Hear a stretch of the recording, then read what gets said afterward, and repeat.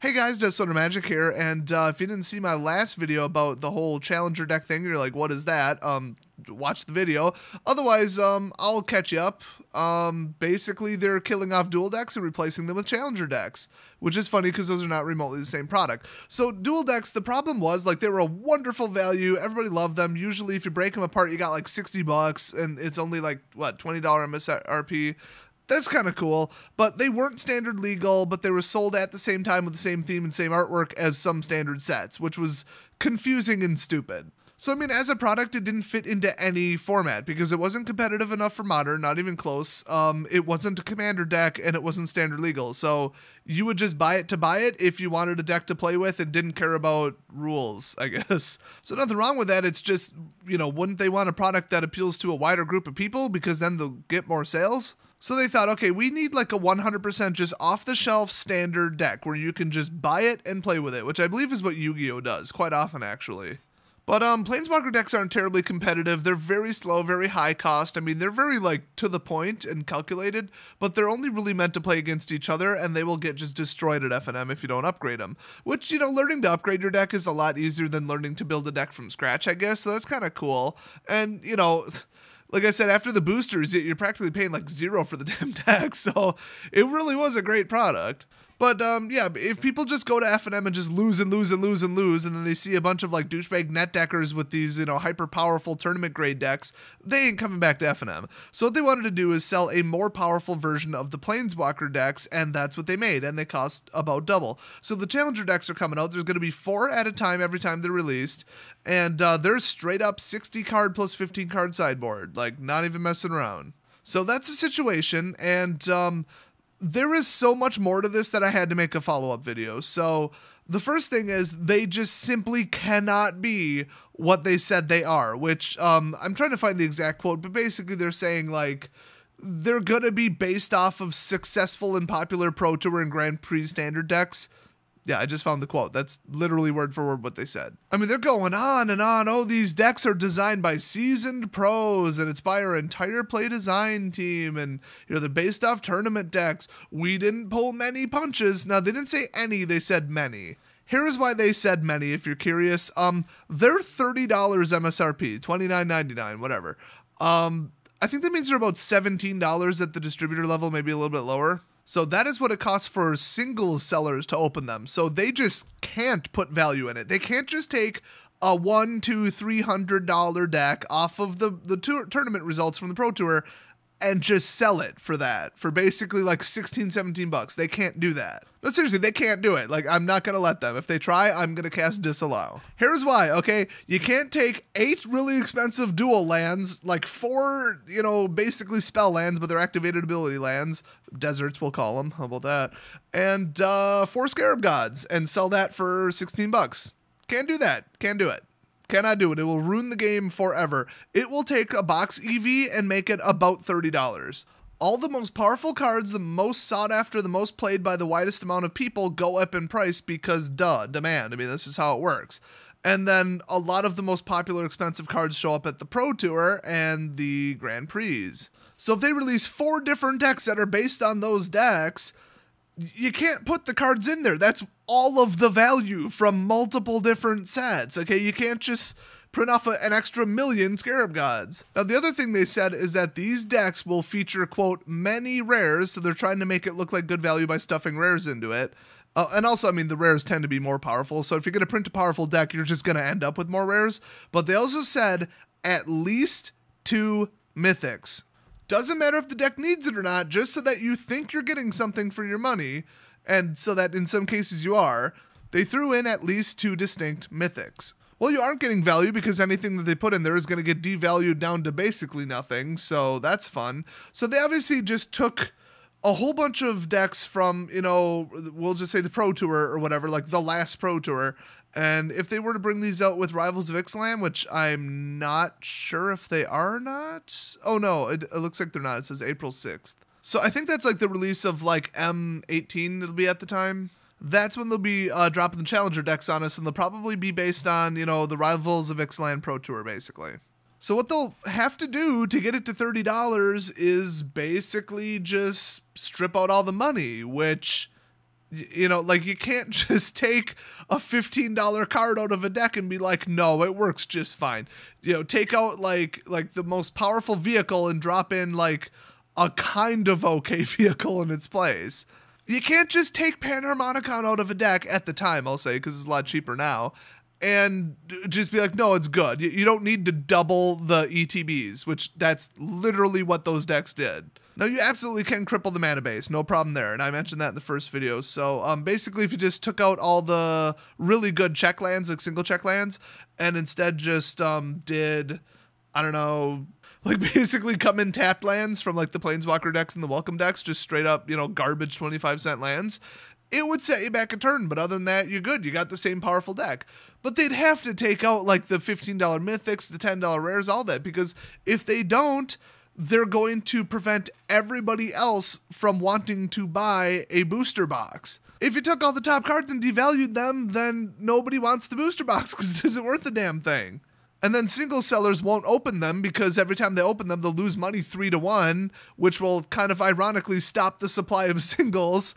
And then the prices will go back up. And then at the end of the day, it's like, okay, the prices dip and then equalize, but Wizards sells less product because people open less product. That is bad. So there's a whole different mathematical ways to look at this, but just keep in mind, there's no way they can take anything from the top 32 of the last Pro Tour and put it into a deck. So they are very much exaggerating.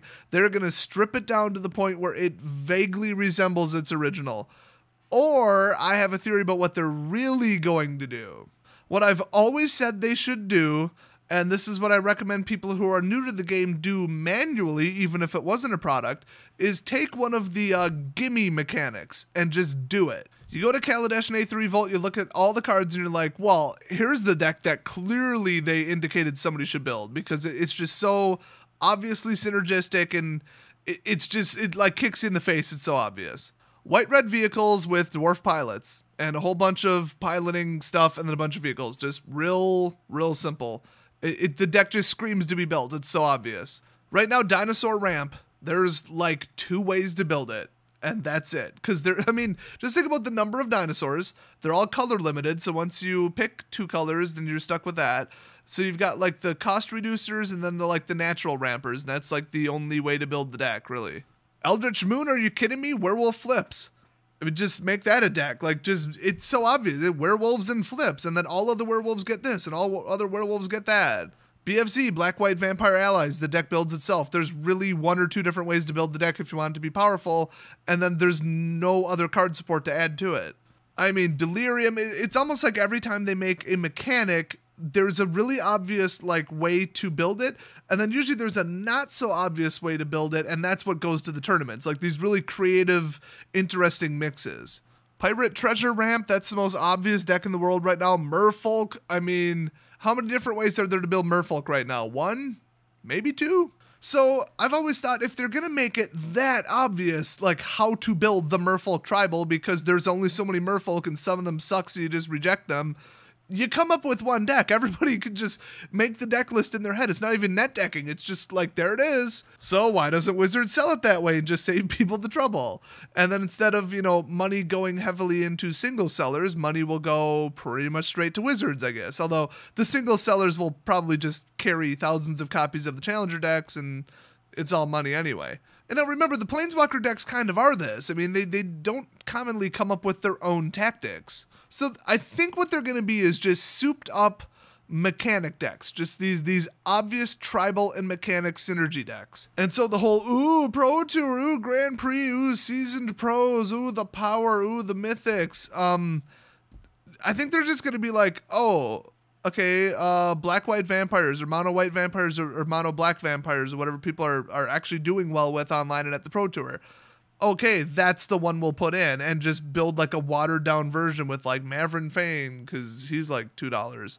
If, a bunch of decks with Cats and Embalm and Anointed Procession do well, too bad. That's a $200-$300 deck. It can't be 30, so they would just overlook it, regardless of how many people were playing it or how well it ranked. So instead of let's start with the tournament results and go to the Challenger decks and build them, it's let's come up with some ideas for Challenger decks. Oh, look, that kind of vague method, sort of mechanic, whatever, did okay at the Pro Tour. Let's build that, because we can build it for cheap. Just drop all the money cards and make it just a little bit weaker. I mean, everybody knows when you built werewolves, there was that one expensive werewolf, and then the werewolf planeswalker. That wasn't cheap either. I mean, you build blue-white spirits. Oh boy, that selfless spirit and that stupid spell canceller thing. Those were not cheap. So you just cut those from the deck. You still got blue-white control. You still got your reflector mages until they were banned. I mean, you could do a dwarf pilot, vehicle thing and just not put in that like $25 flying vehicle ship thing. I can't remember names today, by the way, in case it's not obvious. I want to say Skyship Sovereign, but that might be wrong. So, I mean, you take that out for money reasons. And you take out like Smuggler's Copter. And there you go. What are you left with? Like $30 deck. Oh, Smuggler's got the ban too. That card was a mistake. Maybe even take out like 2 Craft Exemplar. That was like $5 a card. You don't really need it. And then the deck still, I mean, it's insanely good vehicle boost, crewing, hasting, everything, granting vigilance and the whole shebang, like all the dwarf pilot crap. And it's like, there you go. So you just leave in the medium power to weak cards and strip out all the money cards, and you're still left with an okay mechanic. And that's why they would say, oh yeah, this is really similar to a Pro Tour deck. So I think they always intended to, and they still are going to build mechanic decks, but they're going to look at what's popular and just kind of play it up like, oh, this deck went to the Pro Tour. Just add water, and by water we mean $200 worth of rares and mythics that are actually good. But then again, I mean, nobody likes the people who show up with those decks, with the true legit card-for-card net decks. Now, if people make their own little variation of it, that's kind of cool sometimes, because it's a little different spin. Honestly, they're probably making it weaker, but it depends, though, because if they tweaked it to beat just the people in their local gaming store and what they're playing, that's actually smart, because they have a higher chance of winning than just bringing a tournament deck. But yeah, I think somebody new to the game or somebody who just doesn't feel like building a deck, they have no ideas, all their ideas sucked, they are at a loss for anything, and they're like, I'll just buy the Merfolk deck, whatever. So they sell a Merfolk deck, and you're like, yeah, okay, whatever. Hell, they could even drop an entire color from that deck. Drop green, make it mono blue, it'd be all right. Or just drop the really expensive fixing, and it's like, okay, now I play a turn behind because all my crap comes in tapped, whatever. It's still competitive. I mean, they're not wrong about saying that these are competitive, high-powered decks. But the whole, we're going to make sure it has a ton of rares and pack it with at least 2 mythics, even if they don't need it, that's just telling me they're going to compromise the deck quality. This is not going to be like, bring this actual Challenger deck to the Pro Tour and you'll have the same results. So that really is just greatly exaggerated in my opinion. Now, the other thing I want to mention, besides, tearing down the whole economics of it and how it would be a disaster if it really was the way that they are making it sound, these are almost definitely, and I say almost because they did something a little bit different once, but based on Planeswalker decks and, I guess you say dual decks, but they're in the same package, and the anthologies and everything I've ever seen pretty much, every LGS and every single seller is going to have to buy them in a pack of 4. In fact, from the packaging, it looks like a pack of 8, so it'll be 2 of each individual deck.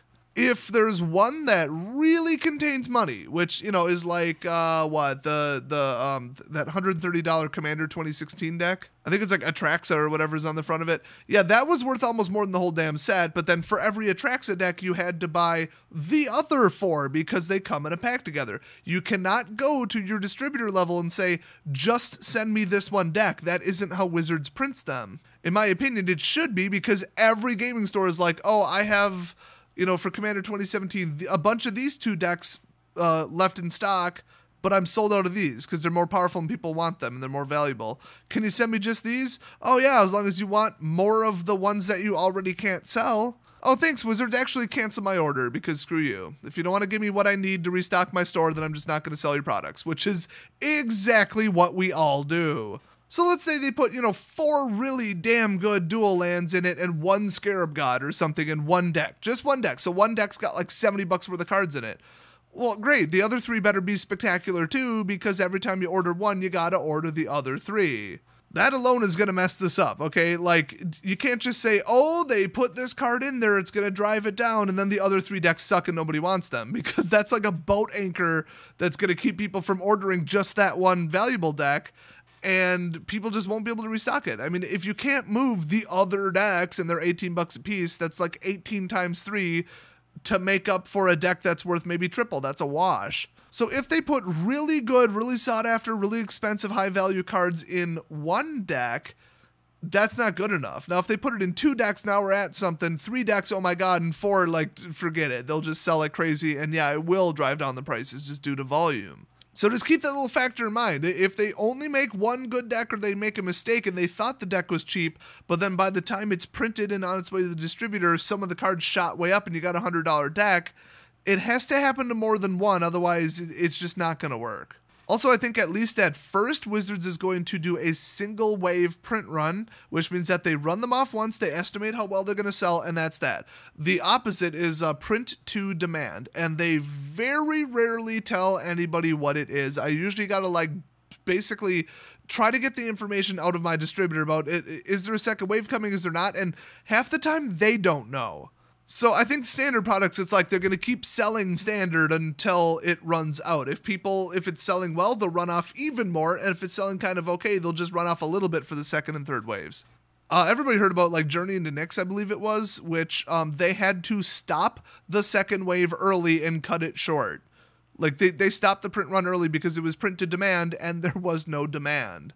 Whoopsies. So if this is print to demand, that'd be kind of cool. Like maybe they do it the first time, but this just screams, Planeswalker deck and fat packs, which are not print to demand that I've ever heard. So if they sell like crazy and they're popular and then everybody goes to their distributor and says, I want more, it's going to be like the first wave of Eternal Masters. There only was one wave initially. So they were selling for like $300 a box because there just was not enough to go around. People really wanted to open Eternal Masters and it was extinct. There wasn't any more. That was that. So, like, that's lovely because the players benefit because if you got your hands on one and opened it, you probably made money, which is pretty nuts. Or if you're keeping them all, you got way more value than you paid money for. So either way, you came out ahead. Well, unless you're like me and your box sucked. But if it's print to demand, they're like, oh, cool, it's 300, and they will print it until it's not 300. Trust me, they'll print it till it's 150. If people are like, we want more of it, Wizards does not make a pattern of saying, no, that's all we made. Oh well. But still, these like one-off kind of not core products, they do tend to just single run them. Hey guys, remember BFC and OGW fat packs? Yeah, Wizards outright refused to run off more of them. They just hands down, flat out refused from what I heard. That's a rumor from my distributor. They said that they called Wizards multiple times and said, we need more of these. I don't care if they're single print run. Go make more. They're worth $90 a piece. We got people who want 1,000 of them. People want this product. We like money. You like money. Go print more. Do it. And Wizards was like, no. I mean, fat packs full of 80 full art lands sealed?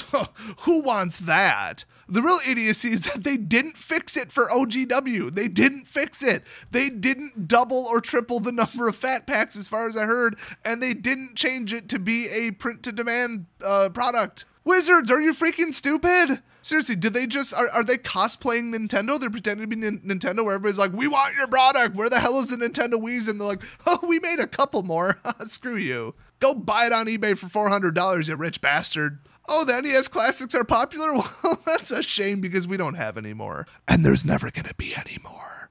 They're actually running off more right now, which is kind of funny. So that puts Nintendo ahead of Wizards on the supply chain intelligence. So just wait for what happens with these. I mean, it's the very first time they've ever released something like this, which, I mean, if you know anything about Plane Chase Anthology and the second unset, Wizards is very leery about new or different things printing too much of it because the stores and the distributors get stuck with it and then it has to go on clearance and that doesn't look good.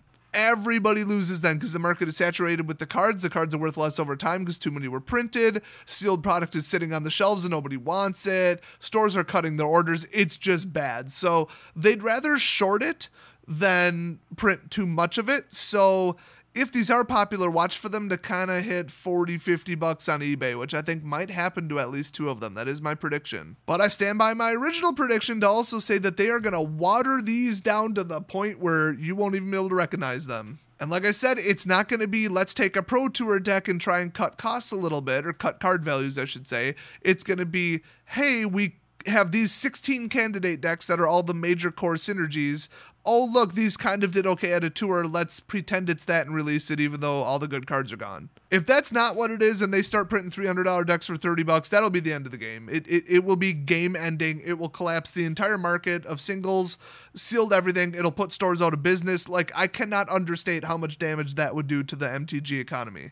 It would be like them releasing from the vault expensive crap that's legal and standard right now and then overprinting it 1,000 times over. It's like, oh, it's just cards $10 and up, and they're all foil, and it's a 15 card all rare and mythic pack, and it's $3.99. You can't do that. It would not do good things to the prices. You can't do that. So hopefully you guys get a little bit more about where they're coming from, a little bit more realistic outlook on what this is going to be, and most importantly, if you want to invest in Bitcoins or some other cryptocurrency because it just fell quite a bit. People said it crashed. Look at the graph going back to October. Is that a crash? I don't call that a crash. That's an adjustment. Oh, and the circumstances were very temporary, okay? And it didn't crash low enough for the people who bought around that level to sell, to like panic sell. But hey, if you want to get into it and give yourself a little bit of an edge, first of all, watch my Bitcoin videos, duh.